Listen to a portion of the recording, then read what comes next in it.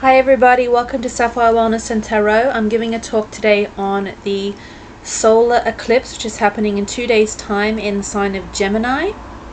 Gemini is an air sign and it represents the mind, the intellect, understanding, communication. It is also the sign of the twins. It represents multi-dimensionality, multitasking, multifaceted. So you might find that this eclipse, because a solar eclipse is about awakening, it's about understanding, it's about insight, and it's about initiative as well, beginning anew. It's about setting on a new path, because it is in effect a new moon. You may find that this eclipse happens on several levels, because Gemini is multifaceted, right? Now there is a resetting energy to this eclipse, because if you think about it, we're taking the moon is obscuring the sun, and this is an annular one, so it'll be mostly obscured except like a little ring of fire around the outside edge. Ring of fire. It's going to be resetting the energies, so it's like a rebirth in a way. It is in a sense a new moon, so we need to connect with these energies. We had an eclipse, lunar eclipse, about 2 weeks ago in the sign of Sagittarius, and we're just completing this window now. So on June the 10th we complete this window. The lunar eclipse is more to do with feeling and emotion, and the solar eclipse generally tends to be more about the physical and also the mind to a degree. There may be some emotions involved, but generally it's usually more towards the first two. So in this window, we often talk about things being gone, being eclipsed. So really focus on what you want to consciously let go of, whether that be fear or confusion or lethargy or addictions or poor eating habits, poor scheduling, any kinds of communications issues, any kind of toxic relationships, anything in your life that you feel consciously that you want to release. This is a great time to be aware of that and to let them go, and to consciously use the energy of Gemini and also Mercury in Gemini, because Mercury is in its home sign in Gemini conjunct this eclipse. Mercury is about the mind, it's about understanding, it's very constructive, and it looks for ways to do and to think. So if we take these energies, we are thinking of ways we can foster a new beginning in certain areas of our life. It could be quite apparent to us because we're in this solar eclipse, so we are going to receive awakening and insight if we're open to it. We can use the energy of Mercury to basically take those practical steps physically and mentally to shift to where we want to go and to focus on the things that we want to achieve constructively. We do have the energy here of, very importantly, we have the energy of Neptune in Pisces, which is square to this eclipse. So Neptune in Pisces is about spirituality, it's about soul alignment, collective consciousness alignment. It is the soul and the collective consciousness. So it's a very spiritual energy. It's also about truth, holiness, spirituality, and all those kinds of energies. So we have alignment, we have understanding, but with the energy of this solar eclipse, we have that extra mental energy and mercurial sort of know-how to flesh out our soul's alignment and universal alignment to what we want and towards the positive. So we have more of an understanding of the steps that we need to enact internally and externally in the world to achieve what we want to achieve and to bring about the kind of world we want to live in. So we have more of an understanding and an insight that we constructively put to use, which is very, very much a Mercury kind of energy. So these two in tandem work together. Now, Neptune in Pisces can also represent delusion and illusion and so forth. So it's good to be aware of what is true and not true. So really use your heart and your insight and your mental understanding to understand that. And Neptune in Pisces is also about our highest ideals. So we have a connection to our highest ideals at the moment. So Neptune is about essentially, it's about that. So we have that understanding and we have a greater know-how on how to connect with that energy and how to increase it and how to bring that more into our lives with that mercurial know-how kind of vibe. I would suggest that you write down 2 intentions that you have for the next few months. Do write it down, and this is basically really good for Mercury because Mercury is about written word and communication. It likes to write things down. Write it down and remember that we are in a Mercury retrograde. So Mercury retrograde is from late May until June 22nd. So you may want to revisit this later on in the month because not everything is set at the moment. We are going through this retrograde energy. After June 22nd, have a look at that again and see if there's anything you want to add to it or anything you want to change. You may even want to come up with a 3rd intention. Just come back to it later in the month and just kind of see if you need to alter that or modify that in any way. So we also have the energy of Mars opposite Pluto. So Mars represents the physical. It's also about will, determination, power, and like that fight, that warrior energy. And Pluto is also about the soul. It's about power as well. So these two are sort of squaring off with one another. So this is quite a potent energy. And you may experience some breakthroughs when it comes to yourself, your will, your determination, and your physicality. So if there's anything you want to kind of work on in terms of the physical and even your health, this is a really good time to do that as well. Also a great time to be aware of power structures and to make your voice heard, to stand up, stand your ground. Use that Mars energy, that warrior energy to stand firm in the world and really assert yourself in a good way.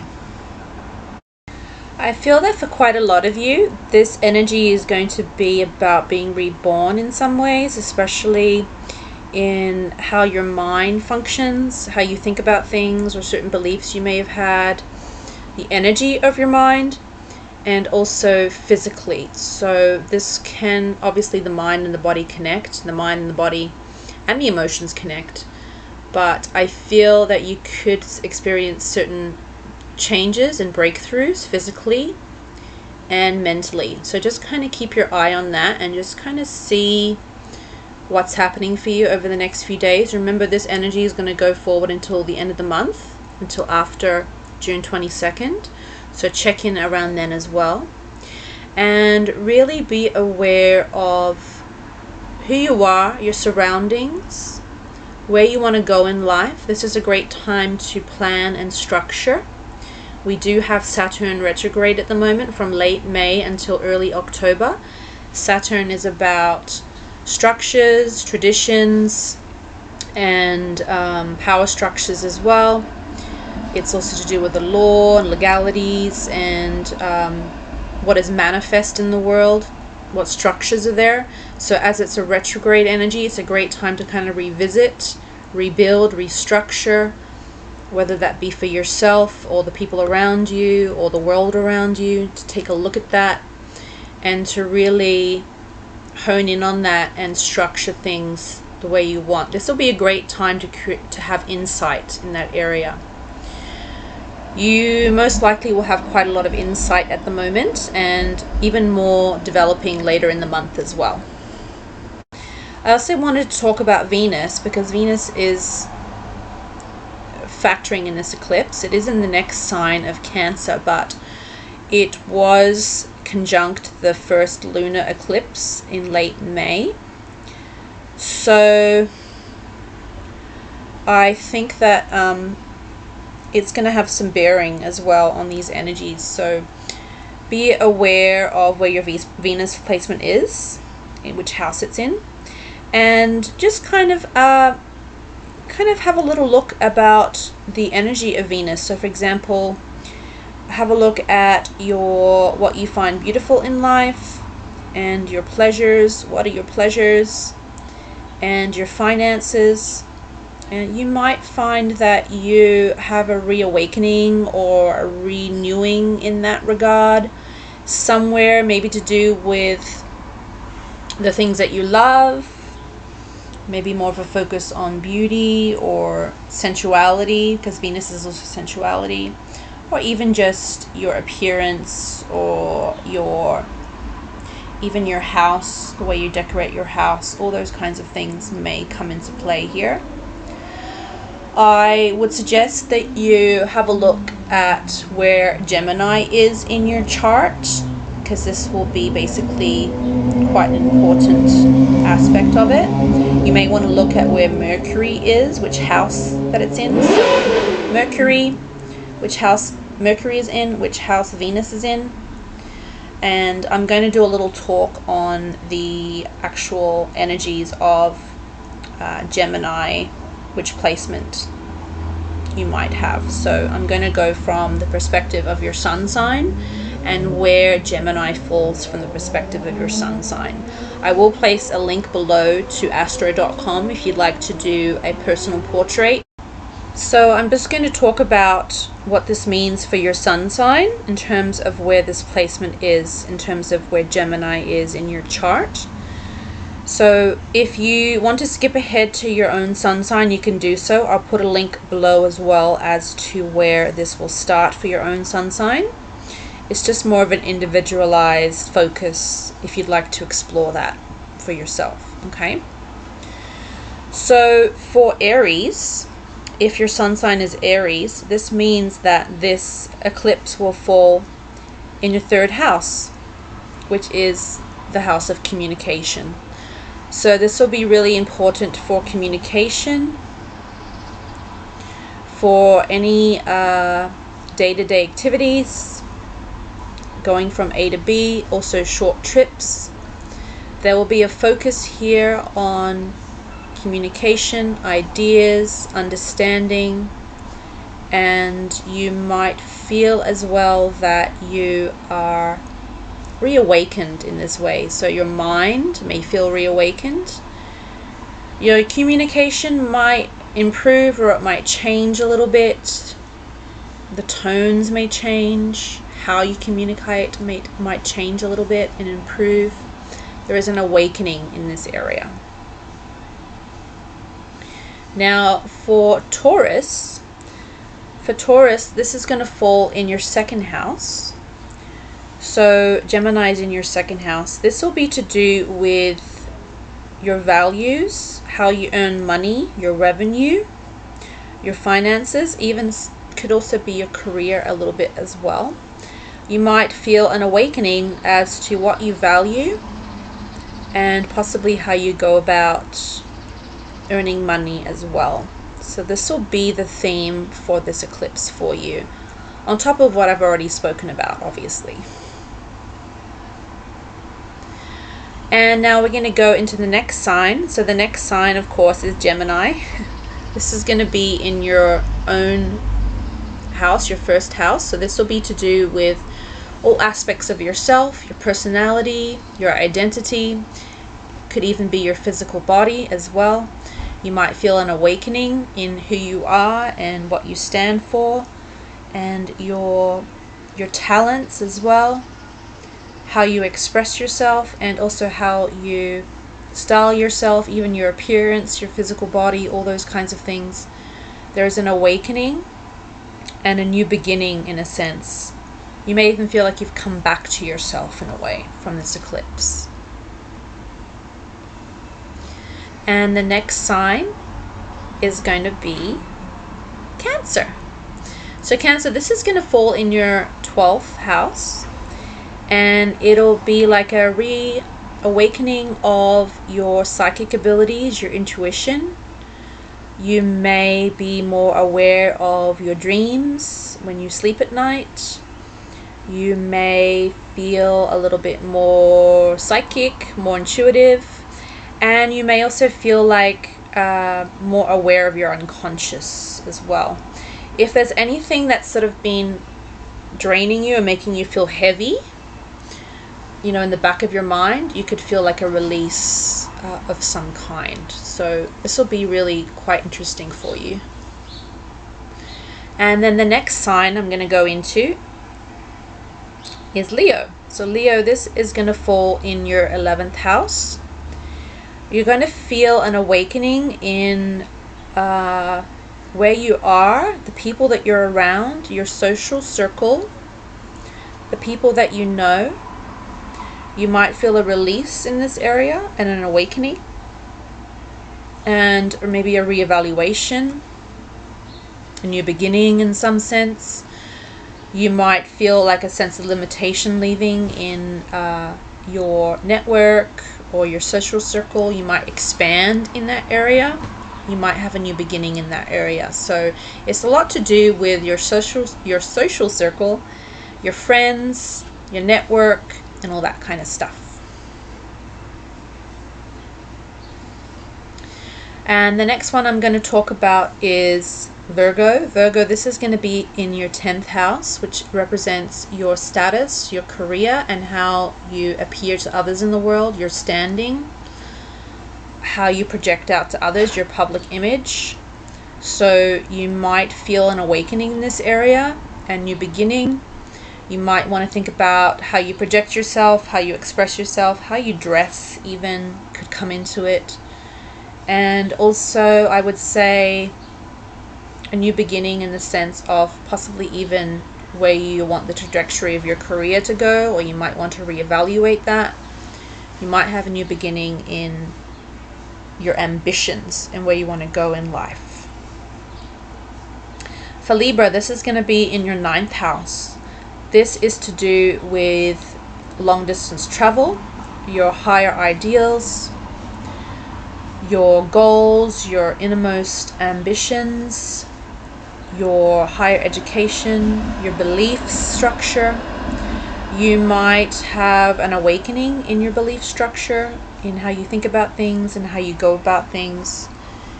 And also anything to do with languages as well could come into it.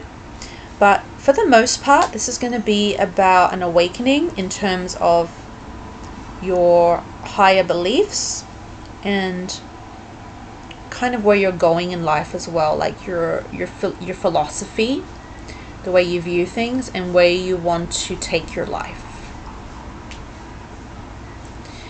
Now for Scorpio, this is going to be in your 8th house. So your 8th house represents really the house of Scorpio. So this house, it's about a new beginning, a new understanding in your intimate relationships, your bonds, and also an awakening in your psychic powers, your intuition, and all that kind of stuff. So you might be drawn to a little bit more towards metaphysics at the moment, and you might just have a greater knowing about things, like light coming into how you understand things and how you process things as well. You could be feeling a lot more intuitive and a lot more aware and in the know about things at the moment. For the next one, we have Sagittarius. Sagittarius, this is going to fall in your 7th house, which is the partner house. So it's to do with intimate relationships, but also can be business relationships, and sometimes even friends, but it's generally one-on-one partnership. And this will be about an awakening and a new beginning in terms of how you view relationships. You might feel a renewal if you're in a relationship, a significant relationship. You might feel a renewal there, or you want to make a renewal, you want to change things up. You may go about a whole new outlook on your relationships and how you kind of go about that. So very interesting time for you. So for the next one we have Capricorn, and Capricorn, this is your 6th house. You're going to feel reborn in your day-to-day activities and how you structure your life, especially like your 9-to-5 life or your work. Your work and your health will undergo an awakening and a new beginning. You might feel more energized as well in this area, and you might kind of take a look and be more aware of how you run your life and how you do things, and maybe change that a little bit for the better. Anything to do with your daily life and your work and your health, even your nutrition, this is an excellent time to really hone in and take a look at that. For Aquarius, this will fall in your 5th house of creativity, children, fun, romance, risks, all that kind of stuff. So for you, this is going to be about an appreciation and an awakening for your creative output and what you put into the world, how you express yourself, how you voice yourself. It will also maybe kind of bring about a focus into what you love and what you find enjoyable and what you find fun, or even romance, your relationships. You might kind of be taking a look at that as well. Anything to do with playfulness, romance, creativity, these are the areas that you're going to feel that sort of renewal energy. That exciting energy is going to kind of come forth. And lastly we have Pisces, and Pisces will fall in your 4th house. This is all to do with your innermost sanctum, who you are at the core. So you may feel a more of an awakening in who you are on the inside, your true self. This is also to do with your lineage, especially your mother's side, so you may feel more of a focus there. Anything to do with your ancestry. But most importantly, this is the home. So anything to do with your home, where you live, geography, especially the actual home that you reside in, whether it be, a house or an apartment or a farm or wherever that is, will come into focus. You might kind of take a look around and see what's going on there. You might feel a new beginning. You might want to make some changes, some adjustments in that area. Anything to do with the home and anything to do with your innermost self are going to be like the main focus for you. So everybody, I hope that you found this useful and insightful. I do appreciate you staying the whole video. And if you do like it, please remember to like and subscribe. This is a new channel. I've only been going for a few weeks, and I'll be doing lots more videos like this as well as astrology and tarot readings and wellness videos as well. Thank you so much, and have a wonderful month.